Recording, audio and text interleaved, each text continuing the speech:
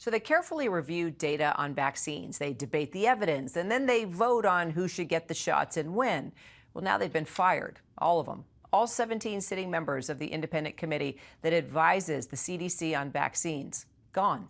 And now some CDC staff are staging a walkout today in protest alongside with other concerns. HHS Secretary RFK Jr. says that he carried out this clean sweep to reestablish public confidence in vaccine science, but even some Republicans are now concerned. GOP Senator Bill Cassidy, who's a physician, says the fear now is that the committee will be filled up with people who know nothing about vaccines except suspicion.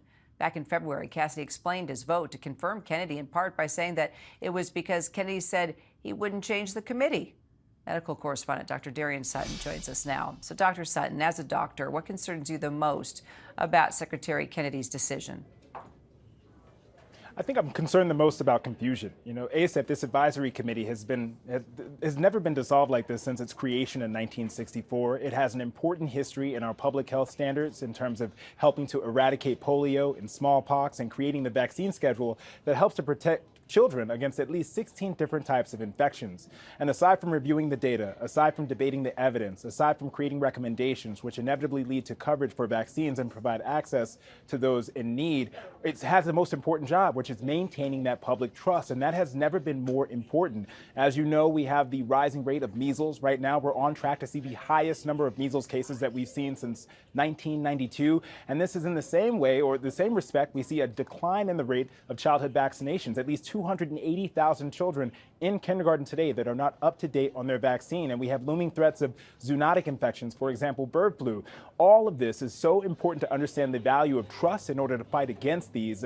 I'm concerned that these movements further make that trust more difficult and lead to mass confusion, which are patients that come to me as an emergency physician with questions each and every day. Could this be dangerous for us? The question of danger is inevitable in many of these respects, right? And the main reason behind that is because confusion inevitably leads to decreased participation in vaccine protection, which increases the threat to all of us, even those who have been vaccinated. But what I'm also concerned about is what this means for our future.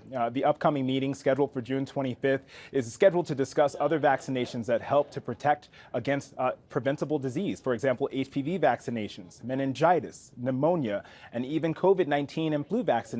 All of these are so important to understand the benefit, mainly because when they don't go into play, that's when we start to see the adverse effects. More patients coming to the hospital, needing assistance, and right now we have a healthcare system that is already stressed. So I fear the complications of that and the ramifications that it has on not just our health, but wildlife and food supply. All of these are tied into public health. Dr. Darian Sutton, appreciate the conversation.